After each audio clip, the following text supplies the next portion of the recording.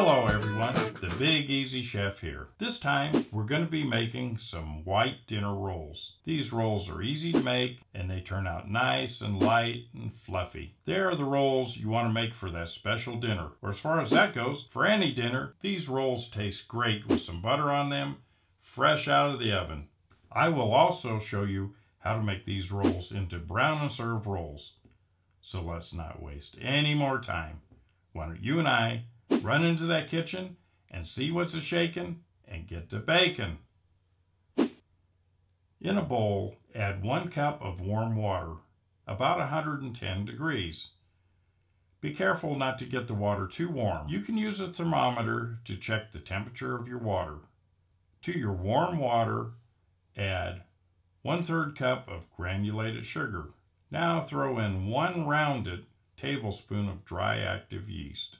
Let this set aside for, about 5 to 10 minutes, giving the yeast a chance to activate. You can see just how foamy this yeast has become. So we know that this yeast is going to make our dough rise. So we'll get those nice fluffy rolls just the way we want them to be.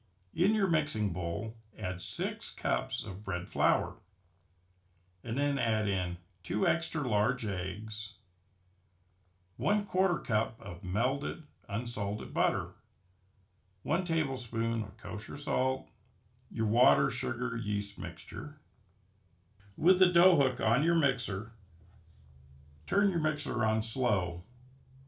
We're going to need to add some more water. I'm going to add 1 cup of warm water, and I'll find out my mistake shortly. I should have added only 3/4 of a cup of water, maybe even 1/2 cup of warm water.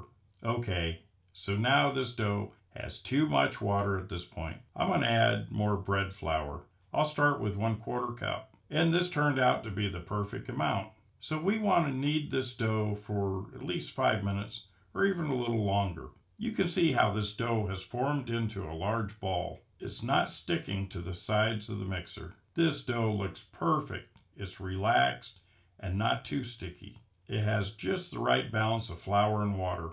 Now press the dough down into the bottom of the bowl. Give the dough a spray with some nonstick cooking spray and cover the dough with a towel. With the dough sprayed and covered, place the bowl in a warm, draft-free area and give the dough time to rise, about 1 hour or even longer. The dough should be at least double in size.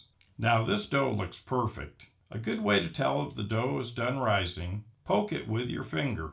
If the dough wants to collapse onto itself, then it has risen enough. Turn out the dough from the bowl and divide the dough into half. This dough should be a little sticky, but not enough to stick to the board.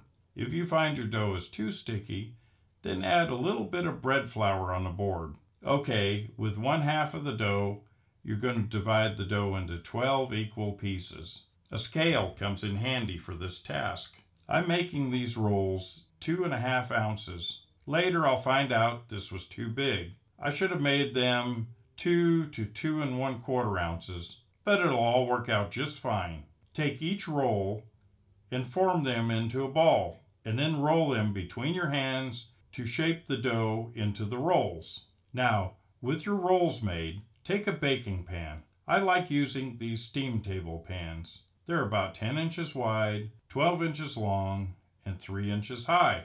I like these pans as you can get lids for them. Spray the pans with plenty of nonstick cooking spray, the bottom, the sides. Place the rolls 3 across with 4 rows. I only had 10 rolls for this pan, and I had this little taster roll. This is a privilege of being the cook. Spray the top of the rolls with cooking spray. Now cover the pan with a towel and set the pan in your warm spot. Allow the rolls to double in size before baking. With the rolls doubled in size, place in a preheated oven at 350 degrees Fahrenheit and bake for 20 minutes or until done. With the rolls baked, spray with your cooking spray. You could also brush them with melted butter. Cover the rolls with a towel and allow them to cool somewhat. They're great served warm.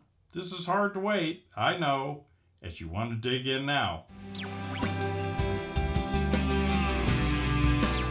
Okay, this is how to make the brown and serve rolls. With your 12 rolls in the pan, spray the tops of them with cooking spray. Now place the rolls in a preheated 300-degree Fahrenheit oven. Now you only want to partially cook these rolls, so they're going to cook somewhere between 12 and 15 minutes. Be careful not to brown these rolls or fully cook them. Once these rolls have been partially baked, allow them to completely cool. Then cover the rolls. They can be stored in the refrigerator for a week or in the freezer for, say, 3 months. To brown the rolls and cook them completely, remove the rolls from the refrigerator or freezer. Allow the rolls to come to room temperature. Place the rolls in a preheated oven at 375 degrees Fahrenheit and bake the rolls for 17 minutes or until brown and completely baked. Allow the rolls to cool some and then serve them warm.